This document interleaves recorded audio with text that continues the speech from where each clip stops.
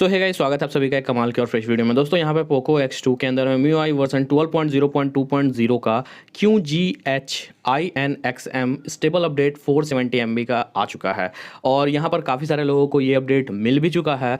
और Poco X2 के अंदर में जो है MIUI 12.0.1.0 का स्टेबल अपडेट कुछ दिन पहले आया था, उसके बाद ये वाला अपडेट आया है।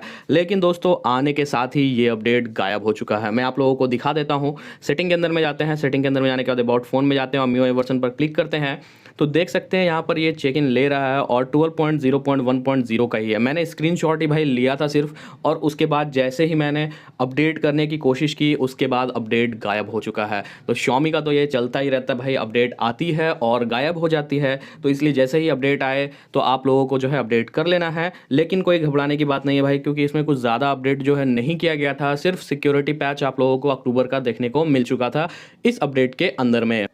और यहाँ पर दोस्तों जैसा कि मैं आप लोगों को दिखा देता हूँ कि ब्राउज़र के ऊपर में क्लिक करते हैं और ऐप इन्फो पे क्लिक करते हैं तो यहाँ पर आप लोगों को अनइंस्टॉल का ऑप्शंस नहीं मिलता है। बट इस अपडेट के बाद आप लोगों को अनइंस्टॉल का ऑप्शंस इसमें भी मिल रहा था और साथ ही साथ जो है आप लोगों को मी वीडियो एप्लीकेशंस के अंदर में भी जो है आप लोगों को जो है अनइंस्टॉल का ऑप्शंस देखने को मिल रहा था। बट यहाँ पर जो है अभी नहीं मिल रहा है। तो MIUI 12.0.2.0 के अपडेट के बाद में आप दोनों को इसको रिमूव करने का ऑप्शन भी मिल जाएगा और साथ ही साथ सिक्योरिटी पैच जो है वो चेंज कर दिया जाएगा और आप लोगों को न्यू सिक्योरिटी पैच अक्टूबर का देखने को मिल जाएगा।